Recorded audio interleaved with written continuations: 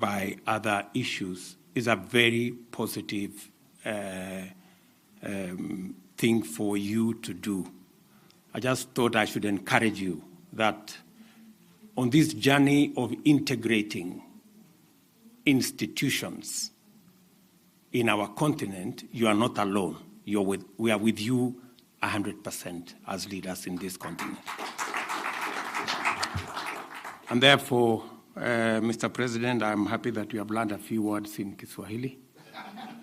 However, I want to warn you that soliciting for any items in Kenya is against the law. So I know Jeff very well, and you have put in a very strong case for him. And certainly your words will not go unnoticed. I have noticed what you have said, and I agree. But it gives me great pleasure to once again join the capital market stakeholders across the continent at the 2023 African Securities Exchange Association Annual Conference. Today, we celebrate 30 years of association and collaboration between the different exchanges in our continent. Kenya is proud to have been among the founders of this great body, which has enhanced the level of knowledge share, cross-border trading, and relationships on the continent. We also meet to celebrate and focus our efforts on the future of financial markets in Africa, recognizing their potential to unlock capital and accelerate economic and business growth across our continent. Stock exchanges play a significant role in mobilizing domestic resources and international capital critical for Africa's economic renaissance.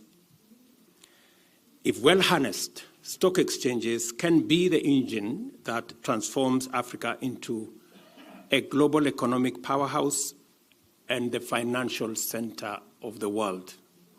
And I mean it. It is a reality. Over the last few years, African stock exchanges have seen considerable growth bolstered by reforms undertaken by various countries in different ways. These reforms, such as interest rates liberalization, removal of debt ceilings, enhancement of regulatory environment, as well as restructuring and privatization of state-owned enterprises, acted as a catalyst that saw growth in our markets over the last decade. These reforms notwithstanding, the changing macroeconomic dynamics have affected African stock exchanges, heavily weighing on their growth and impact. As we speak, Africa exchanges remain modest, and their contribution to economic development continues to be marginal. A majority of African stock exchanges face structural hurdles to growth, struggling with liquidity and considerable minimal participation by retail investors.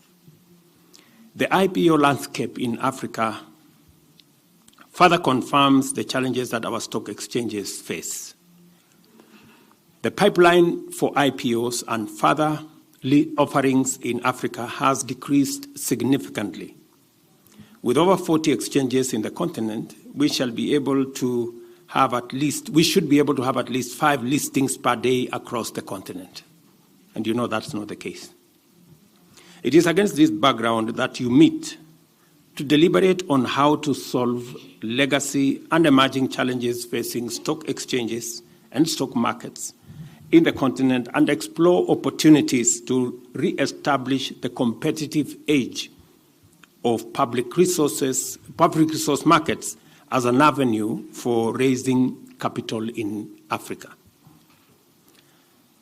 We all understand that the global economy has changed. Markets have become very uncertain, and we therefore must work on enhancing the efficiency of the capital markets to make it much more resilient to market dynamics. On our part as government, we have taken various steps to revitalize the capital markets.